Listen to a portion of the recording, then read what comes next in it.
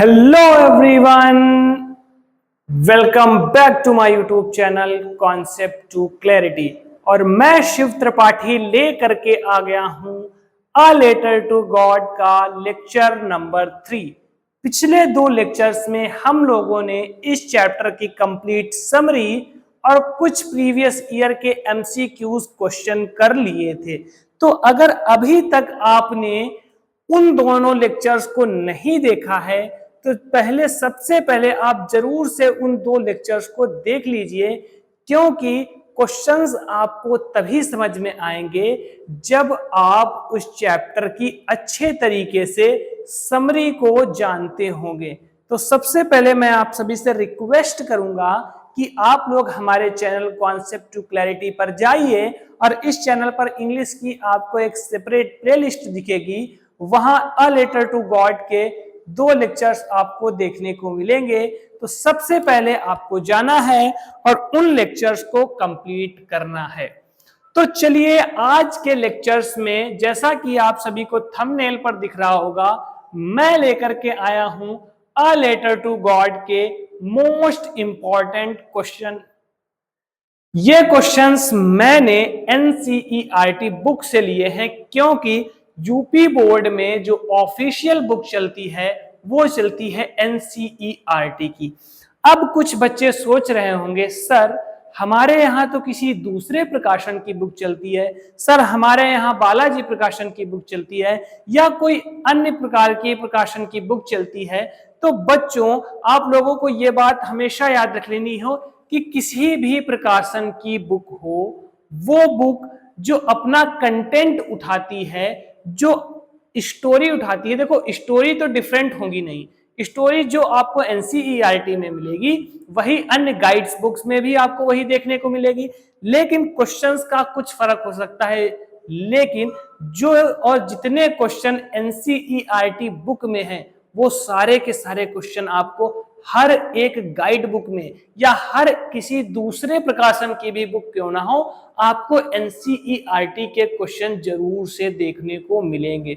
तो आप लोगों को यह नहीं सोचना है कि सर हमारे पास तो दूसरे प्रकाशन की बुक है, आप एनसीईआरटी से कराएंगे तो हम आपके साथ आगे कैसे कनेक्ट कर पाएंगे। लेकिन बच्चा, आपको बात याद रखनी है कि क्वेश्चन हमेशा सारे बुक्स में सेम ही होते हैं। और अगर आप यूपी बोर्ड की बात करेंगे तो वहां पर भी आप देखेंगे कि मैक्सिमम क्वेश्चन आंसर, मतलब आपका 80 to 90% पेपर जो है वो एनसीईआरटी से ही बनता है। तो चलिए स्टार्ट करते हैं आज का लेक्चर, जिसमें मैं लेकर के आया हूं अ लेटर टू गॉड की 3rd क्लास और मोस्ट इंपॉर्टेंट क्वेश्चंस। ठीक है, आपको क्या करना है, आपको एक फेयर कॉपी बना लेनी है। सबसे पहले समरी में मैं जितने भी इंपॉर्टेंट वर्ड मीनिंग कराता हूं आपको उनको नोट डाउन करना है। मैं जितने भी इंपॉर्टेंट एमसीक्यूज क्वेश्चन कराता हूं उनको भी आपको नोट डाउन करना है। फिर शॉर्ट आंसर टाइप क्वेश्चन और लॉन्ग आंसर टाइप क्वेश्चन, क्योंकि अगर आप सिर्फ और सिर्फ वीडियो देख लेंगे और नोट्स नहीं बनाएंगे तो आपको आगे चल करके, अभी तो मान लीजिए जून चल रहा है, समर वेकेशन चल रहा है, अभी लगभग में आपके पास 6 से 7 महीने हैं, तो चीजों को याद रखने में नोट्स सबसे ज्यादा मदद करते हैं। इसीलिए अपने हाथों से सुंदर साफ, जितना ज्यादा आप साफ सुथरा लिखेंगे उतना ही आपको रिवीजन करने में भी आसानी होगी। इसीलिए आपको इंग्लिश की एक सेपरेट नोटबुक बनानी है जिसमें आपको सारे क्वेश्चन आंसर अपने हाथों से नोट्स बनाने हैं। ठीक है, चलिए स्टार्ट करते हैं यहां से। तो सर आप सभी लोगों के मन में एक कॉमन क्वेश्चन होगा, क्या क्वेश्चन होता है कि सर यूपी बोर्ड में इंग्लिश के short answer and long answer type question कितने शब्द में लिखें। अभी बच्चा सोच रहा होगा सर आप शॉर्ट आंसर करा देंगे, लॉन्ग आंसर करा देंगे, लेकिन सर हम उसे लिखें कितने शब्दों में, टाइम मैनेजमेंट किस तरीके से करें। तो देखो बच्चों, अगर आपको शॉर्ट आंसर टाइप क्वेश्चन लिखना है तो भी बच्चा सोच रहा होगा, बहुत बच्चे मैंने देखे हैं वो एक ही लाइन लिख देंगे, मैक्स टू मैक्स 10 से 15 वर्ड लिख देंगे। लेकिन बच्चों आपको मार्क्स भी देखने हैं कि अगर आपके पास में शॉर्ट आंसर टाइप क्वेश्चन है तो उसे लगभग लगभग में आपको 30 से 40 वर्ड्स में लिखना ही लिखना है।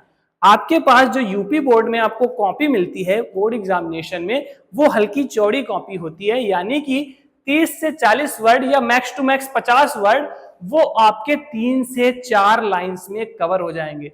तो शॉर्ट आंसर टाइप क्वेश्चन आपको ऐसे लिखने हैं, ना तो वो एकदम छोटे हो, मतलब मैंने बहुत सारे बच्चों को देखा है कि वो मात्र एक लाइन में ही लिख देते हैं, लेकिन उसका फिर आपको नंबर भी उतने ही मिलेंगे।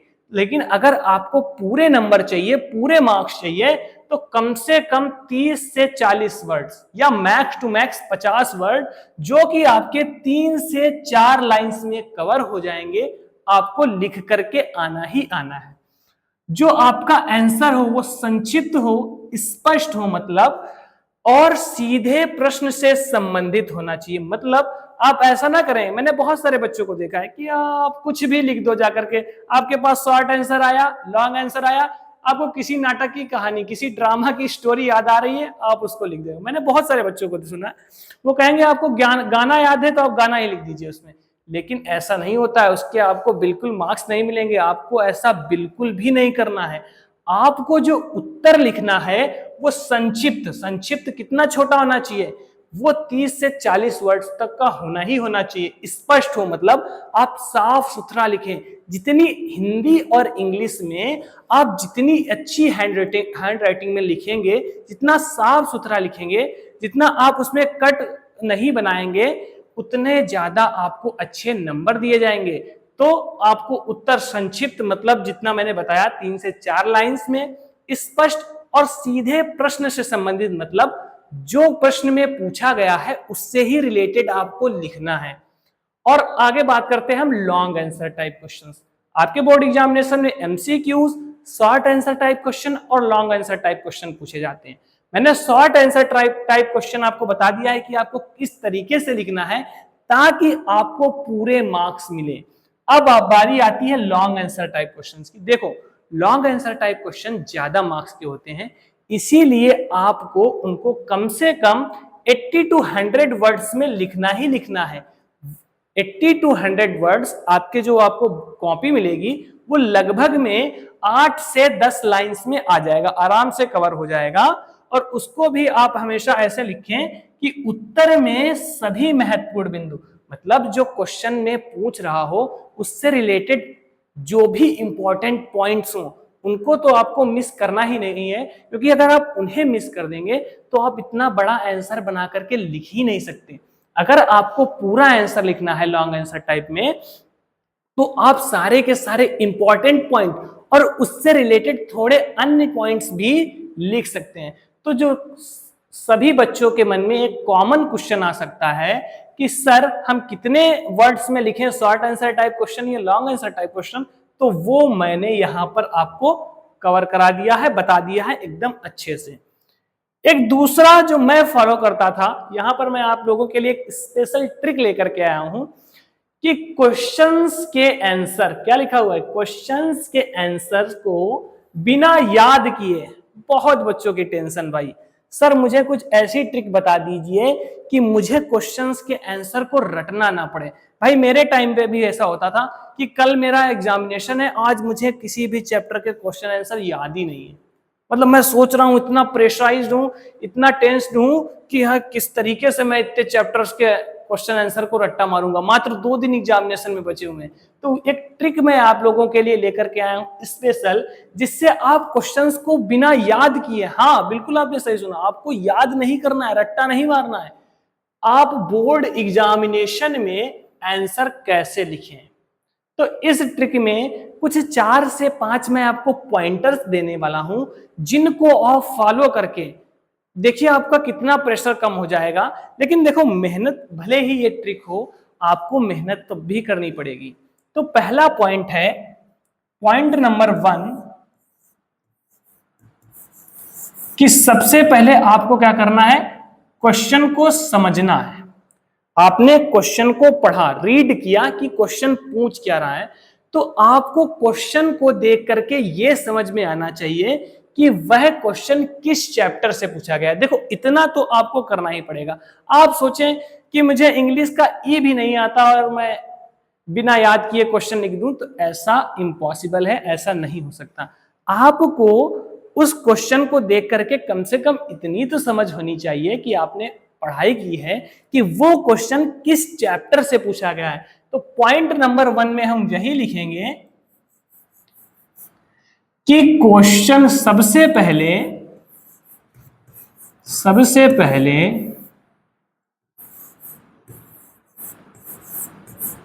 क्वेश्चन को देखकर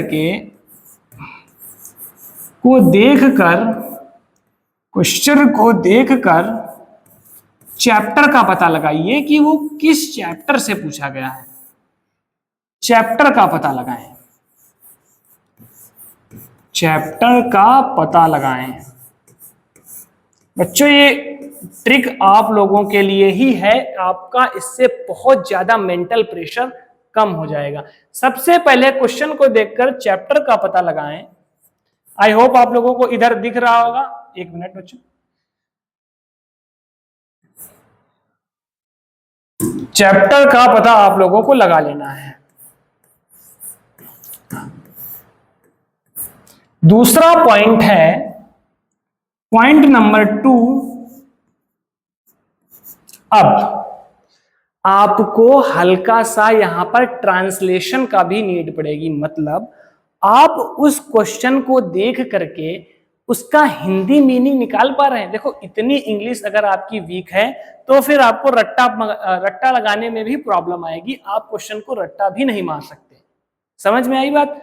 तो आपको क्वेश्चन को देख करके कम से कम उसका हिंदी ट्रांसलेशन तो आना ही चाहिए कि उस क्वेश्चन में हमसे पूछ क्या रहा है। सबसे पहले आपको उस क्वेश्चन को देख करके चैप्टर का पता लगा लेना है, उसके बाद उसका हिंदी ट्रांसलेशन आपको आना चाहिए। तो दूसरा पॉइंट है आपको हिंदी ट्रांसलेशन उस क्वेश्चन का हिंदी ट्रांसलेशन आना चाहिए। मैं सबसे पहले ये कह देना चाहता हूं, ये ट्रिक उन बच्चों के लिए बिल्कुल भी नहीं है जो ये सोचें कि मैं बिल्कुल भी ना पढ़ूं इंग्लिश, कभी बुक ही ना उठा करके देखूं और इस ट्रिक के माध्यम से, इस ट्रिक के मीडियम से क्वेश्चन सॉल्व कर दूं। तो सॉरी, ऐसा नहीं हो सकता। मैं आपको कुछ पॉइंट्स बता रहा हूं, ये सिर्फ इसलिए बता रहा हूं ताकि आप लोगों का जो मेंटल, जो आपके ऊपर इतना प्रेशर है एग्जामिनेशन का, वो थोड़ा कम हो जाए, आप लोग थोड़ा रिलीफ पा सकें। तो जो दूसरा पॉइंट है, आपको हिंदी ट्रांसलेशन आना चाहिए।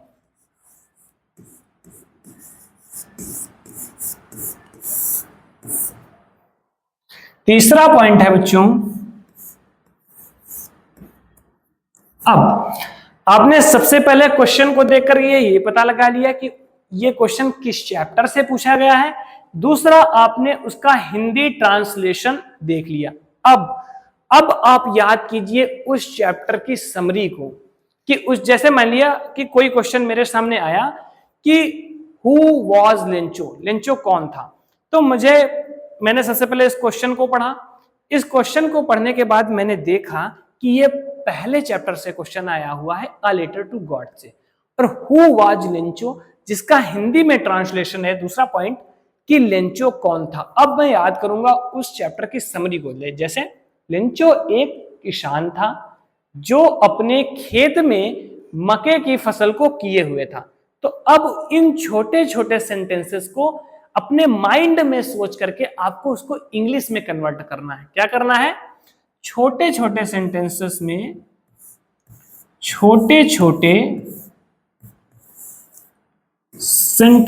में, आपको अपने माइंड में सोचना है। सेंटेंसेस को सबसे पहले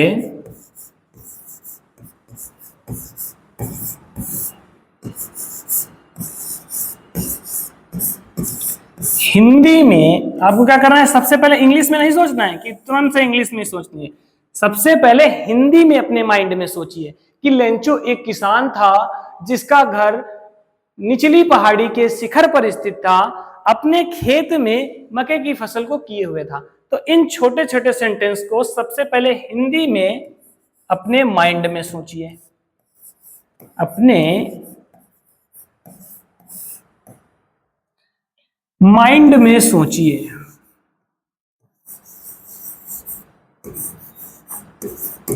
सोचिए सोचिए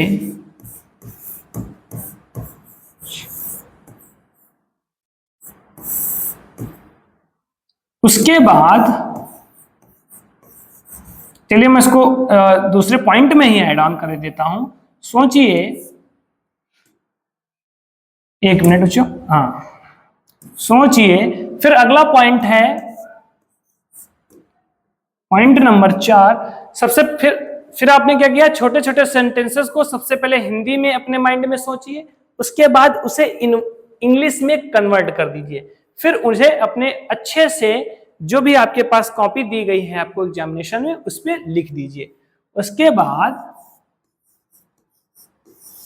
क्योंकि अभी आप क्लास 10th में हैं और आपको इतनी फ्लुएंट इंग्लिश तो आती नहीं है कि आप काफी बड़े बड़े हिंदी के सेंटेंसेस को इंग्लिश में कन्वर्ट कर सके, तो आपको छोटे छोटे सेंटेंस में जिसकी आपको मीनिंग आती है, जैसे किसान फार्मर होता है, खेत फील्ड होता है, फसल क्रॉप होता है, तो ऐसे सेंटेंसेस में हिंदी में तोड़िए उनको जिनकी आपको इंग्लिश मीनिंग भी पता हो। उसके बाद उसे इंग्लिश में अपने नोट उसे इंग्लिश में लिख दीजिए, बस इंग्लिश में लिख दीजिए,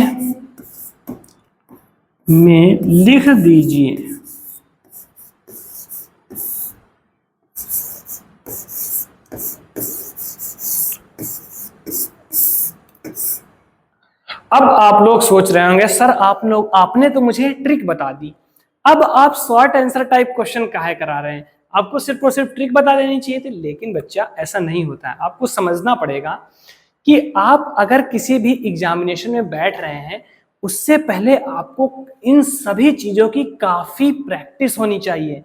तो अभी आपको इस ट्रिक को फॉलो नहीं करना है, अभी आपको प्रैक्टिस करनी है, बार बार एमसीक्यू से मैं शॉर्ट आंसर टाइप क्वेश्चन कराऊंगा, लॉन्ग आंसर टाइप क्वेश्चन कराऊंगा, यहां से आपको प्रैक्टिस कर लेनी है, क्योंकि ये चीजें आपके दिमाग में जब बस जाएंगी तब फिर आप इस ट्रिक को फॉलो कर सकते हैं। ओके, आई होप कि यहां तक आप सभी को समझ में आ गया होगा। तो मैंने पिछले क्लासेस में आपको लगभग में 10 एमसीक्यूज करा दिए थे, आगे मैं थोड़े एमसीक्यूज भी लेकर के आया हूं और उसके बाद शॉर्ट आंसर टाइप क्वेश्चन भी लेकर के आया हूं।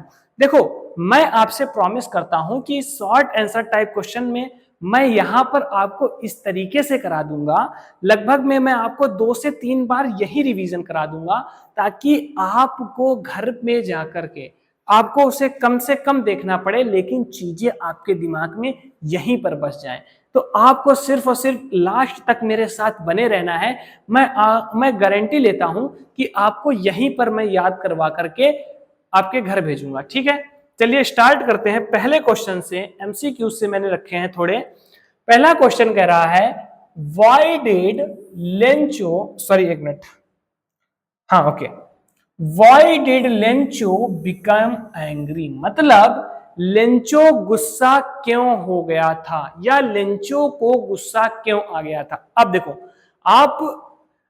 आपने अगर चैप्टर की समरी नहीं की है तो आप क्वेश्चन तो वैसे ही नहीं कर सकते, लेकिन अगर आपने समरी मेरे साथ अच्छे से कर रखी है तो इन क्वेश्चंस का आंसर आप यूं चुटकियों में दे देंगे। तो why did Lencho become angry, Lencho गुस्सा क्यों हो गया था, या लेंचो को गुस्सा क्यों आया था। तो जो ऑप्शन नंबर ए है, द लेटर वाज लेट, मतलब लेंचो जो रिप्लाई का वेट कर रहा था, जैसे उसने पोस्ट कर दिया था, तो जो वो मनी का वेट कर रहा था कि भगवान का रिप्लाई आए, क्या वो रिप्लाई लेट आया था, क्या वो लेटर लेट में आया था, तो ऐसा तो कुछ नहीं था। ऑप्शन नंबर ए तो यहीं से आप एलिमिनेट कर सकते हैं। Option number D, the money was less than expected, ये ऑप्शन कहीं ना कहीं सुना हुआ आपको लग रहा होगा कि उसने डिमांड की थी 100 पेसोस की, लेकिन उसके पास पहुंचे सिर्फ और सिर्फ 70 पेसोस थे, इसीलिए वो गुस्सा हो गया था और इसीलिए उसने भगवान को जब दोबारा से लेटर लिखा था उसमें कहा था भगवान मुझे बचे हुए पैसे मेल के द्वारा मत भेजिएगा। क्यों? क्योंकि जो पोस्ट ऑफिस के कर्मचारी हैं वो बंच ऑफ क्रुक्स हैं, ये बात सिर्फ और सिर्फ उसने इसीलिए कही थी क्योंकि उसे सिर्फ और सिर्फ 70 पेसोस ही मिले थे। तो इस क्वेश्चन का जो करेक्ट आंसर है वो है option number B, the money was less than expected. मतलब जो पैसा था वो कम था जितना उसने डिमांड की थी या जितना वो आशा या उम्मीद कर रहा था। तो आई होप कि क्वेश्चन नंबर 1 आपको समझ में आया होगा। चलिए चलते हैं नेक्स्ट क्वेश्चन की ओर। अगला क्वेश्चन कर रहा है व्हाट डिड, एक minute, just give me 1 minute. हाँ ओके ओके ओके, एक मिनट रुकिए।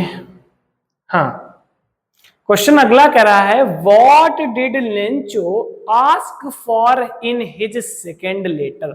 मतलब उसने जब पुनः भगवान को पत्र लिखा था उसमें उसने किन चीजों के लिए बोला था, किन चीजों के लिए कहा था। तो क्या उसने अनदर फील्ड के लिए कहा था भगवान से कि भगवान जी मुझे दूसरा खेती दे दीजिए? तो ऐसा तो कुछ नहीं था, तो इस ऑप्शन को हम लोग एलिमिनेट कर सकते हैं। क्या उसने फूड ग्रेन्स के लिए कहा था? तो ऐसा तो कोई जिक्र ही नहीं है पूरी स्टोरी में, तो ये ऑप्शन भी आप देखते ही एलिमिनेट कर सकते हैं। लेकिन आपको समरी पता होनी चाहिए, तभी आप ऑप्शंस को एलिमिनेट कर सकते हैं और करेक्ट ऑप्शन पर टिक कर सकते हैं। रिमेनिंग 30 पेसोस आप यहीं से देख करके तुरंत आपको कनेक्ट कर देंगे कि हाँ, जो बचे हुए 30 पेसोस थे उसी के लिए उसने दूसरा लेटर जो है वो भगवान को लिखा था। तो इसका जो करेक्ट आंसर है वो है ऑप्शन नंबर सी। चलिए चलते हैं नेक्स्ट क्वेश्चन की ओर और आपके सामने है question number 3। According to Lencho, मतलब लेंचो के अनुसार who could not make a mistake, मतलब वो कौन था जो कभी भी कोई गलती नहीं कर सकता था अकॉर्डिंग टू लेंचो, लेंचो के अनुसार। तो क्या वो पोस्ट मास्टर था? नहीं भैया, पोस्ट मास्टर नहीं था। अगर पोस्ट मास्टर 70 पेसोस देता ना कलेक्ट करके तो मुझे तो लग रहा है लेंचो पोस्ट ऑफिस पे केस ही कर देता। भाई कहता मुझे पैसे ही नहीं मिले, एक तो उसने मदद की और अगर वो 70 पेसोस भी ना देता लेंचो को तो मुझे तो ऐसा लग रहा था कि लेंचो जाकर के केस ही कर देता। कहता ये ले। तो क्या पोस्ट मास्टर कभी गलती नहीं कर सकता लेंचो के अनुसार? तो ऐसा तो कुछ नहीं है। Option number A eliminate. क्या पोस्टमैन है? तो ऐसा भी नहीं है। क्या उसकी वाइफ है? तो ये भी। आप एमसीक्यूज को हमेशा एलिमिनेशन मेथड से सॉल्व करने की कोशिश कीजिए। मतलब आप क्वेश्चन को पढ़िए और फिर उनके ऑप्शंस को देखिए और फिर ट्राई करिए कि कौन सा ऑप्शन नहीं हो सकता है। क्योंकि जो ऑप्शन अगर आप मान लीजिए 4 ऑप्शंस आपके पास में आते हैं और आपने 2 ऑप्शंस को एलिमिनेट कर दिया कि ये तो हो ही नहीं सकता, तो अब आपके पास 2 रह गए, यानी कि 50-50% का केस हो गया। और अगर आपने 3 कर दिए एलिमिनेट कि ये तो हो ही नहीं सकते, इनका तो स्टोरी में कोई जिक्र ही नहीं है, तब तो आप 100% सही ऑप्शन पर पहुंच ही जाएंगे। तो इस क्वेश्चन का जो राइट आंसर है वो आप लोग कमेंट बॉक्स में बताइएगा, मैं बता देता हूं तब तक के लिए। Option number C God. मतलब अकॉर्डिंग टू लेंचो, लेंचो के अनुसार who could not make a mistake, कौन है जो गलती नहीं कर सकता, मिस्टेक नहीं कर सकता है, तो वो है गॉड, भगवान, परमात्मा, ईश्वर, प्रभु। चलिए चलते हैं नेक्स्ट क्वेश्चन के ऊपर। द पोस्ट मास्टर, अगला क्वेश्चन कह रहा है the post master was a person. आप लोग खुद अपने दिल से सोचिए, ये ऑप्शन पर मत सोचिए, पोस्ट मास्टर कैसा व्यक्ति था, आप लोगों को क्या लगता है? भाई आज के जमाने में पैसा एक ऐसी चीज है कि कोई किसी की मदद नहीं करता पैसे के मामले में, समझ में आई? लेकिन फिर भी पोस्ट मास्टर ने, जिसके लिए भाई 100 पेसो समझो कितनी बड़ी उस टाइम के लिए मनी होगी, कितनी बड़ी रकम होगी, कि उसने खुद का भी सैलरी का पार्ट दिया, अपने फ्रेंड से भी कहा, एम्प्लॉय से भी बोला, लेकिन फिर भी वो 100 पेसोस नहीं जमा कर पाया। तो समझो कि पोस्ट मास्टर किस तरीके का आदमी था, आप खुद से बताइए, अपने दिल से सोचिए। तो क्या वो सेल्फिश था, मतलबी था? तो ऐसा तो बिल्कुल ही नहीं है भाई। क्या वो आलसी था? क्या वो क्रूएल था? तो नहीं। तो ये 3 ऑप्शन तो एलिमिनेट हो गए और आप पहुंच चुके हैं राइट आंसर पर, यानी कि option number B kind hearted, एक दयालु हृदय वाला व्यक्ति था। तो the post master was a person kind hearted. Option number B is correct answer. चलिए चलते हैं लास्ट एमसीक्यूज पर। ये हमारा लास्ट एमसीक्यूज है। लगभग में मैंने 10 से 11 क्वेश्चन आपको पिछले क्लास में करा दिए थे और 5 क्वेश्चन मैं आज आपके लिए एमसीक्यूज लेकर के आया हूं और 5 ही एमसीक्यूज में कल नेक्स्ट क्लास में, जिसमें मैं आपको long answer type question dedicatedly कराऊंगा, उसमें मैं आपको करा दूंगा। ठीक है, तो चलिए आज का लास्ट एमसीक्यूज क्वेश्चन जो है, what is the central theme of the story, मतलब इस कहानी से आपने क्या सीखा। आप खुद अपने मन में सोचिए कि आपने इस कहानी से क्या सीखा। यह आप ऑप्शंस में मत देखिए, आप हृदय से सोचिए कि लेंचो कैसा व्यक्ति था, लेंचो का भगवान के ऊपर किस तरीके का विश्वास था, या पोस्ट मास्टर किस तरीके का व्यक्ति था। तो वहीं से आप इसकी थीम समझ जाएंगे। क्या ये स्टोरी हार्ड वर्क पर है? तो ऐसा तो कुछ नहीं है। क्या फ्रेंडशिप, दोस्ती, क्या पोस्ट मास्टर और लेंचो की दोस्ती थी, या भगवान या लेंचो की कोई फ्रेंडशिप थी? तो ऐसा तो कुछ नहीं था। ये स्टोरी जो है वो फेथ पर थी, विश्वास पर थी। भाई साहब, लेंचो का भगवान पर अडिग विश्वास, आपने अपनी रियल लाइफ में तो ऐसा विश्वास देखा ही नहीं होगा। तो इस स्टोरी का जो थीम है वो है विश्वास and human kindness. Human kindness किसने दिखाई? पोस्ट मास्टर ने दिखाई। ये दयालुता का भाव, ये दानशीलता का भाव किसने दिखाया? पोस्ट मास्टर ने दिखाया। तो इस क्वेश्चन का जो राइट आंसर है वो है faith and human kindness. I hope आपको 5 के 5 एमसीक्यूज समझ में आए होंगे। चलिए मैं फटाफट से इन 5 एमसीक्यूज का आपको रिकैप करा देता हूं। हाँ, पहला क्वेश्चन है, why did Lencho become angry, Lencho को गुस्सा क्यों आया था? तो इसका जो करेक्ट आंसर है वो है option number B, the money was less than expected, मतलब वो जितने पैसे की आशा कर रहा था, उम्मीद कर रहा था, उससे कम उसे मिले, इसीलिए वह गुस्सा हो गया। Next question, what did Lencho ask for in his second letter, मतलब उसने जब दोबारा से भगवान को पत्र लिखा, उस पत्र में उसने क्या कहा, उसने क्या डिमांड रखी? तो उसने बचे हुए रिमेनिंग 30 पेसोस, बचे हुए 30 पेसोस का उसने कहा था, बोला था। Next question, according to Lencho, Lencho के अनुसार who could not make a mistake, कौन ऐसा है जो गलती नहीं कर सकता? तो गॉड, समझ में आया होगा, भगवान थे ऐसे जो कभी कोई गलती नहीं कर सकते। The post master was a person, जो पोस्ट मास्टर था, डाकपाल था, वो किस तरीके का व्यक्ति था? तो वो काइंड हार्टेड व्यक्ति था, एक दयालुता जिसके हृदय में हो, उस प्रकार का व्यक्ति था। अगला क्वेश्चन है, what is the central theme of the story, इस स्टोरी की सेंट्रल थीम क्या है? तो वो मैंने बता दिया, faith and human kindness. I hope यहां तक आपको समझ में आया होगा। चलिए चलते हैं नेक्स्ट क्वेश्चन पर। अब यहां से स्टार्ट होते हैं बच्चों आपके शॉर्ट आंसर टाइप क्वेश्चन, जिसको मैंने बताया सबसे पहली स्लाइड अगर आप देखेंगे कि सर हमें शॉर्ट आंसर टाइप क्वेश्चन कितने शब्दों में लिखने हैं, कितने वर्ड्स में लिखने हैं, तो मैंने बताया कि 30 से 40 वर्ड और मैक्स टू मैक्स 50 वर्ड आप लिख सकते हैं। इतना लिखेंगे तो एग्जामिनर आपके एक भी मार्क्स नहीं कट करेगा।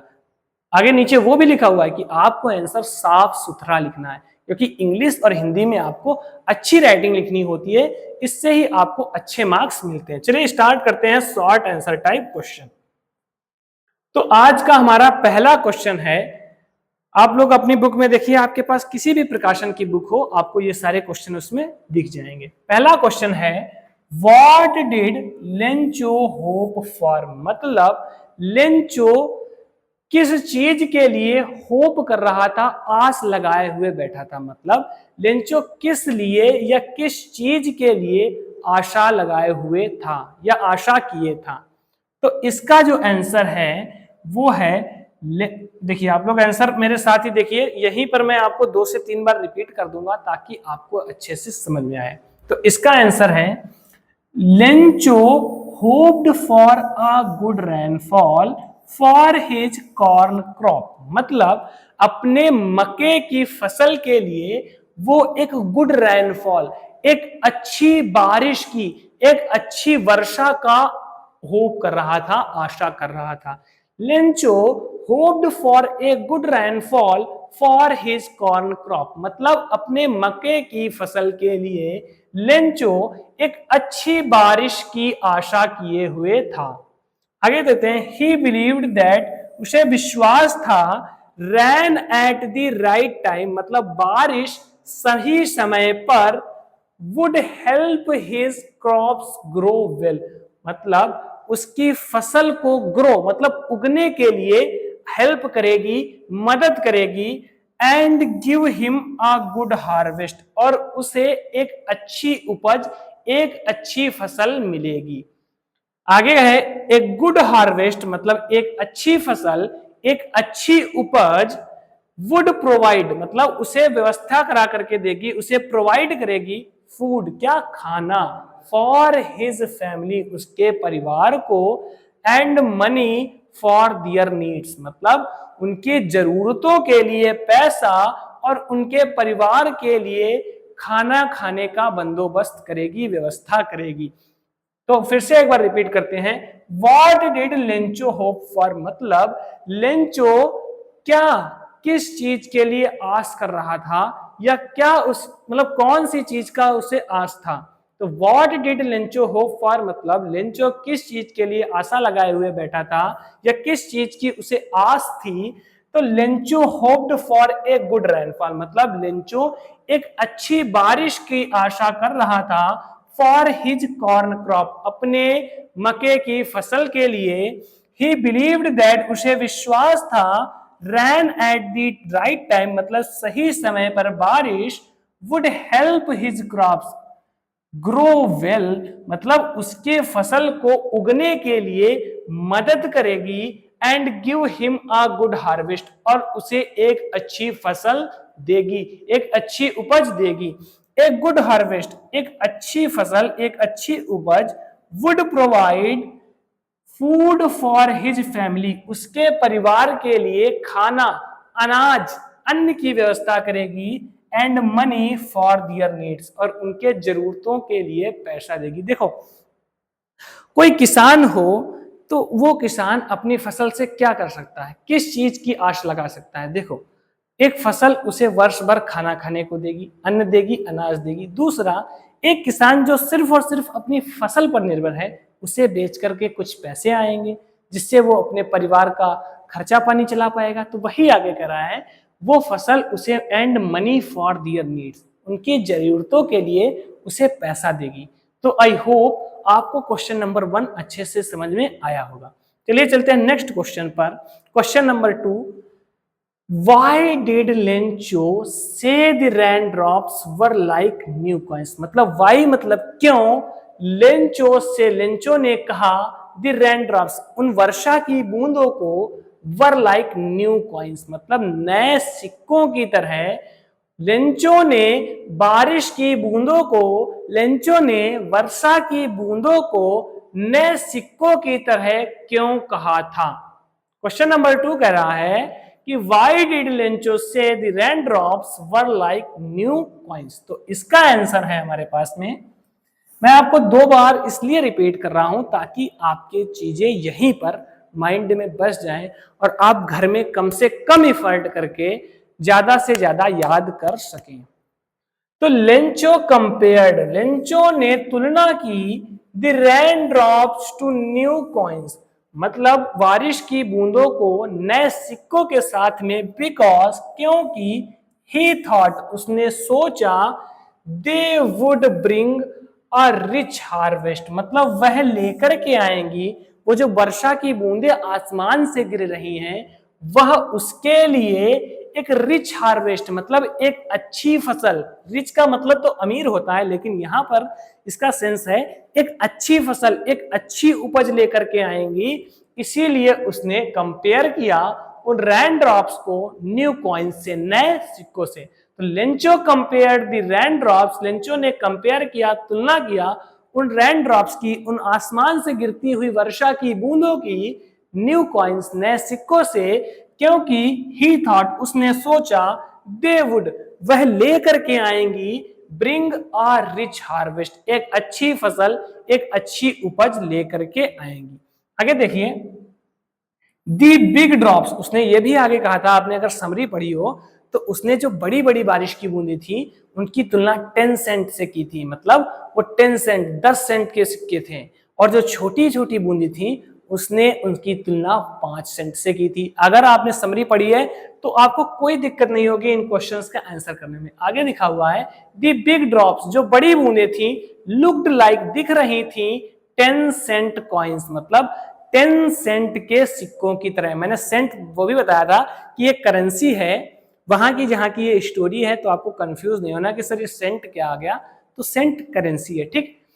तो the big drops look like 10 cent coins and the small drops, और जो छोटी छोटी बूंदे थी लुक्ड लाइक, दिख रही थी किसकी तरह, 5 सेंट कॉइन्स, 5 सेंट के सिक्कों की तरह। मतलब जो बड़ी बूंदे थी वो 10 सेंट की तरह, और जो छोटी बूंदे थी वो 5 सेंट के सिक्कों की तरह लुक्ड लाइक, मतलब दिख रही थी, उनकी तरह प्रतीत हो रही थी। He believed, उसे विश्वास था, that the rain would bring happiness, जो बारिश है वो लेकर के आएगी हैप्पीनेस, मतलब प्रसन्नता, एंड प्रॉस्पेरिटी, और समृद्धता। मतलब जब भाई अच्छी बारिश होगी, अच्छी फसल होगी, तो जब वो बाजार में जाएगी, मंडी में जाएगी, तो अच्छे दामों में बिकेगी। तो वही चीज कह रहा है, प्रॉस्पेरिटी मतलब समृद्धता, टू हिज फैमिली, उसके परिवार के लिए। आई होप आपको इस क्वेश्चन का आंसर अच्छे से समझ में आया होगा। तो मेरे साथ देखते हैं एक बार और कि व्हाई डिड लेंचो से the rain drops were like new coins. Lencho ने ऐसा क्यों कहा कि ये जो रेन ड्रॉप्स हैं, वर्षा की बूंदे हैं, वह नए सिक्कों की तरह लग रही हैं। तो उसके लिए नीचे आंसर इसका दिया हुआ है, Lencho compared the rain drops to new coins because he thought they would bring a rich harvest, क्योंकि उसने सोचा, लेंचो ने इसलिए कंपेयर किया वर्षा की बूंदों को नए सिक्कों से, क्योंकि उसने सोचा कि ये जो नई जो ये बारिश की बूंदे हैं वो एक अच्छी उपज, एक अच्छी फसल लेकर के आएंगी। द बिग ड्रॉप्स, उसने बड़ी बूंदों की तुलना 10 सेंट के सिक्कों से की, और छोटी बूंदों की तुलना 5 सेंट से की, मतलब 5 सिक्कों की तरह प्रतीत हो रही थी। He believed that, उसे विश्वास था कि जो बारिश है वो लेकर के आएगी उसके परिवार के लिए क्या, एक अच्छी फसल और समृद्धता। तो आई होप क्वेश्चन नंबर 2 तक आपको क्लियर हुआ होगा। चलिए चलते हैं नेक्स्ट क्वेश्चन पर। देखो बच्चों, ये क्लासेस रिकॉर्डेड हैं, इसलिए ज्यादा मैं हंसी मजाक नहीं कर पाता हूं। मैं ऐसा नहीं कर पाता हूं कि थोड़ा थोड़ा बीच में आपको कुछ अच्छी चीजें बता दूं जिससे आप जो बोर हो रहे हो वो, देखो बच्चों, वो लाइव क्लासेस में संभव है।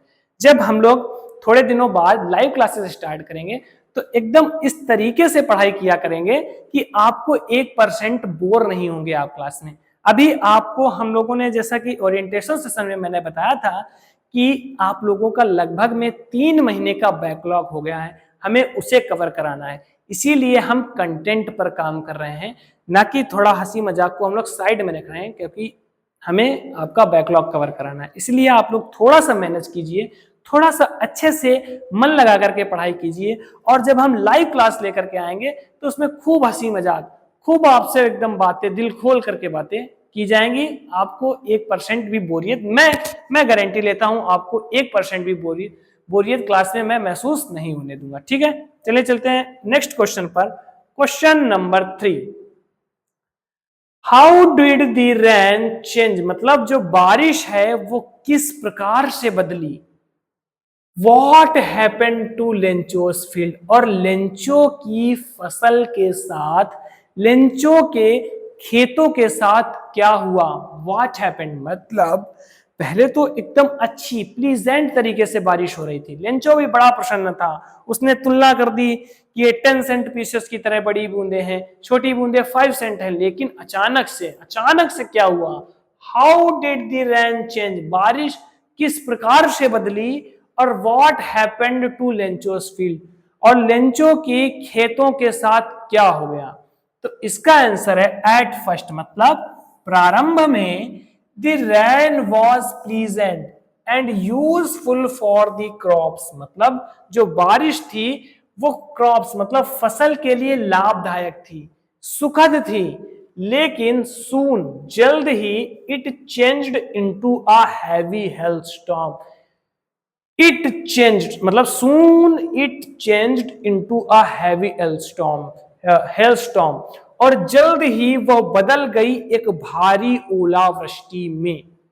The hailstones fell for a long time and destroyed all the crops in Lencho's field.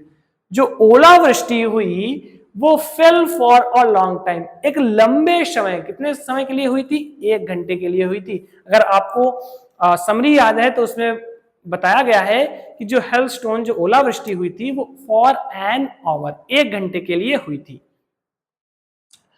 The hailstones fell for a long time, जो ओलावृष्टि हुई, जो ओले गिरे, वो एक लंबे समय के लिए गिरे, एंड डिस्ट्रॉयड, और तबाह कर दिया, रुइन कर दिया, बर्बाद कर दिया, all the crops in Lencho's field, Lencho के खेत में सारी फसल को बर्बाद कर दिया, एज आ रिजल्ट, जिसके कारण से, या एज आ रिजल्ट, जिसके परिणाम स्वरूप his entire harvest was ruined, उसकी सारी खेती, उसकी सारी फसल बर्बाद हो चुकी थी या बर्बाद हो गई थी। तो क्वेश्चन नंबर 3 मैं फटाफट से आपको रिवीजन करा देता हूं। How did the rain change, मतलब बारिश किस तरीके से बदली। व्हाट हैपेंड टू लेंचोस फील्ड्स, मतलब और लेंचो की फसल के साथ क्या हो गया, उसकी खेती के साथ क्या हो गया। तो एट फर्स्ट, प्रारंभ में, the rain was pleasant and useful for the crops, जो रेन थी, जो बारिश थी, वो यूजफुल फॉर द क्रॉप्स, फसल के लिए लाभदायक थी। सून मतलब जल्द ही, it changed into a heavy hailstorm, और जल्द ही वह एक भारी ओलावृष्टि में बदल गई। द हेलस्टोन्स, जो ओलावृष्टि थी, fell for a long time, एक लंबे समय तक ओले गिरे, and destroyed all the crops, और उसकी सारी फसल को तबाह कर दिया। इन लेंचोस फील्ड सॉरी बच्चों, and destroyed all the crops in Lencho's field, और लेंचो की फील्ड में, लेंचो की खेत में सारी फसल को तबाह कर दिया। एज आ रिजल्ट, जिसके परिणाम स्वरूप his entire harvest was ruined, उसकी सारी फसल बर्बाद हो गई थी। ठीक है, आई होप। चलिए चलते हैं क्वेश्चन नंबर 4 पर, आज के नेक्स्ट क्वेश्चन पर। What were Lencho's feeling when the hail stopped, मतलब वो जो ओलावृष्टि थी, वो जो एक भयानक तूफान था, जब वो रुक गया तो लेंचो की क्या फीलिंग्स थी, उसकी क्या भावना थी। तो इस क्वेश्चन में वो जानने की कोशिश कर रहा है। तो जैसे मान लीजिए इस क्वेश्चन को आपको नहीं याद आ रहा है, आप बोर्ड एग्जामिनेशन में बैठे हुए हैं और आपको नहीं याद आ रहा है कि क्या मैंने याद किया था, तो आप कैसे लिखेंगे। फिर आपको जाना है उस ट्रिक पर। सबसे पहले आपको पढ़ना है क्या, question, what were Lencho's feelings when the hail stopped. यहां पर लेंचो का नाम आ गया, तो आप लोग इससे देख करके तो ये अंदाजा लगा ही सकते हैं कि ये जो क्वेश्चन है वो अ लेटर टू गॉड का है।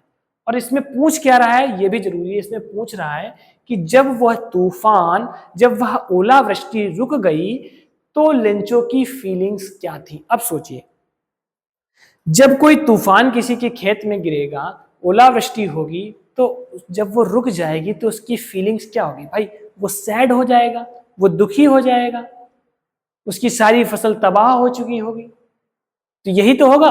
तो इन चीजों को आपको छोटे छोटे सेंटेंसेस में तोड़ना है और आंसर बना करके लिख देना है। तो इसका आंसर, जैसा कि मैं अभी आपको नहीं लिखना है, क्योंकि आप जब तक प्रैक्टिस नहीं करेंगे आप नहीं कर सकते। बोर्ड एग्जामिनेशन में काफी प्रेशर होता है। तो इसका आंसर है when the hail storm stopped, मतलब जब ओलावृष्टि रुक गई, Lencho felt very sad, Lencho बहुत ही दुखी था या वो बहुत ही दुखी महसूस कर रहा था। एंड वरीड, और चिंतित था, टेंस्ड था। He saw that all his crops had been destroyed, मतलब he saw that, उसने देखा, all his crops, उसकी सारी फसल had been destroyed, नष्ट हो चुकी थी, तबाह हो चुकी थी। He knew that, वह जानता था, there would be no harvest that year, कि इस वर्ष उसके पास कोई भी फसल नहीं होने वाली थी। He was concerned because his family depended completely on those crops for survival. He was concerned, वह दुखी था, because, क्योंकि his family dependent completely, क्योंकि उसका परिवार और वह पूर्णतः, मतलब संपूर्ण तरीके से डिपेंडेंट था, निर्भर था, ऑन दोज क्रॉप्स, उन फसल पर, फॉर सर्वाइवल, जीवित रहने के लिए उस फसल पर पूरी तरीके से वह और उसका परिवार डिपेंडेंट था, निर्भर था। चलिए एक बार फिर से रिवीजन करते हैं। क्वेश्चन नंबर 4 हमसे पूछ रहा है व्हाट वर लेंचोस फीलिंग, लेंचो की फीलिंग्स क्या थी व्हेन दी हेल्प स्टॉप, जब वह ओलावृष्टि, जब वह तूफान रुक गया तो लेंचो की क्या भावनाएं थी, उसकी क्या फीलिंग्स थी। तो इसका आंसर है when the help storm stop, जब ओलावृष्टि, जब वह भयंकर तूफान रुक गया, Lencho felt very sad, Lencho बहुत ही दुख महसूस कर रहा था, एंड वरीड और चिंतित था। ही सॉ दैट, उसने देखा, all his crops had been destroyed, उसकी सारी फसल तबाह हो चुकी थी, बर्बाद हो चुकी थी। ही न्यू दैट, वह जानता था, there would be no harvest that year, इस साल उसके पास कोई भी खेती, कोई भी फसल नहीं होने वाली थी। क्यों? क्योंकि उस ओलावृष्टि ने, उस तूफान ने सारी फसल उसकी संपूर्ण नष्ट कर दी थी, तबाह कर दी थी। He was concerned because his family depended completely on those crops for survival, मतलब जीवित रहने के लिए उस फसल पर ही वह और उसका परिवार पूरी तरीके से डिपेंडेंट था, निर्भर था। आई होप क्वेश्चन नंबर 4 आपको अच्छे से समझ में आ गया होगा। चलिए चलते हैं नेक्स्ट क्वेश्चन पर। क्वेश्चन नंबर 5, क्वेश्चन नंबर 5 पर पहुंच चुके हैं हम लोग। हु और what did Lencho have faith in, मतलब हु मतलब किस पर, और क्या हु और what did Lencho have faith in, what did he do, मतलब लेंचो को किस पर और क्या भरोसा था, व्हाट डिड ही डू, और उसने क्या किया। ठीक है, हु और what did Lencho have faith in, मतलब किस पर और क्या भरोसा था लेंचो को, व्हाट डिड ही डू, और उसने क्या किया। तो इसका आंसर है हमारे पास में Lencho had complete faith in God, मतलब हु का आंसर मिलेगा सबसे पहले आपको कि किस पर था लेंचो को संपूर्ण भरोसा, या लेंचो को विश्वास किस पर था। तो Lencho had complete faith in God, भगवान पर था, ईश्वर पर था। लेंचो को संपूर्ण भरोसा भगवान पर था। ही बिलीव्ड दैट, उसे विश्वास था, गॉड न्यू एवरीथिंग, भगवान सब कुछ जानते थे, एंड वुड हेल्प हिम, और उसकी मदद भी करते, इन हिज डिफिकल्ट सिचुएशन, और उसकी इस कठिन परिस्थिति में उसकी मदद भी करेंगे। देयरफॉर, इसीलिए, ही रोट अ लेटर, वह लिखता है एक पत्र, टू गॉड, भगवान को, and asked for 100 pesos so that his family could survive after the crop loss. Therefore, इसीलिए वह लिखता है एक पत्र भगवान को, और आस्क्ड मांगता है, फॉर 1, और डिमांड करता है 100 पेसोस को, इसलिए ताकि उसका परिवार सरवाइव कर सके इस फसल की हानि के बाद। आई होप आपको इस क्वेश्चन का आंसर, सबसे पहले मैं आपको क्वेश्चन एक बार और एक्सप्लेन करूंगा, उसके बाद मैं आपको आंसर भी एक बार और बताऊंगा, ताकि आप अच्छे से याद करके जाएं। हु और what did Lencho have faith in, मतलब लेंचो को किस पर और क्या भरोसा था, व्हाट डिड ही डू, और लेंचो ने क्या किया। तो हु का आंसर आपको पहले ही सेंटेंस में मिल जाएगा कि लेंचो को जो कंप्लीट फेथ था वह भगवान पर था। ही बिलीव्ड, उसे विश्वास था कि भगवान सब कुछ जानते हैं, God new everything and would help him, और उसकी मदद भी करेंगे, in his difficult situation, difficult situation, इस कठिन परिस्थिति में उसकी मदद भी करेंगे। देयरफॉर, इसीलिए वह लिखता है भगवान को एक पत्र, इसीलिए चैप्टर का नाम है, क्या नाम है, अ लेटर टू गॉड, और डिमांड करता है और आस्क करता है उनसे 100 पेसोस को, ताकि उसका परिवार सरवाइव कर सके आफ्टर दी क्रॉप लॉस, मतलब फसल की बर्बादी के बाद भी उसका परिवार सरवाइव कर सके।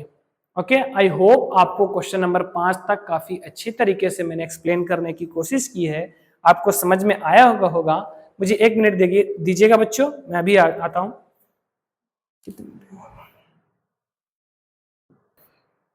तो चलिए बच्चों, आज तक में भी लगभग में 50 मिनट की ये क्लास हो चुकी है।